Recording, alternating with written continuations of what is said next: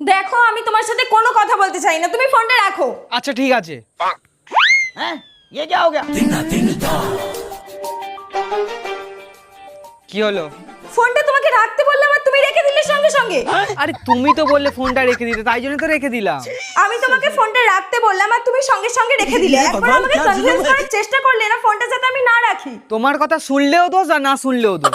সত্যি যদি তুমি আমার সব কথা শুনতে তাহলে আমাদের এত ঝগড়া হতো না। দেখো আমি তোমার সাথে আর কোনো কথাই বলতে চাই না, আমার ভালো লাগছে না তোমার সাথে কথা বলতে, আমি রাখছি ফোনটা। আরে আরে আমার কথাটা Ha.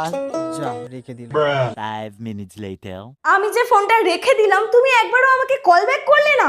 তুমি কথা বলতে চাও না বলে তো নিজেই ফোনটা রেখে দিলে। হ্যাঁ আমি রেগে গেছি, আমি ফোনটা কেটে দিতেই পারি, কিন্তু তোমার দায়িত্ব আমাকে কল ব্যাক করা। ও বুঝেছি, আমার সাথে কথা না বললে তুমি বেশ ভালোই থাকো, আমাকে ছাড়াই তুমি হ্যাপি থাকো, আমারই যত কষ্ট হয় তোমাকে ছাড়া। দেখো কথায় কথা বাড়ে, আমি আর তোমার সাথে কথা বলতে চাই না, আজকের পর থেকে তুমি কোনোদিনই আমাকে ফোন করবে না, রাখছি।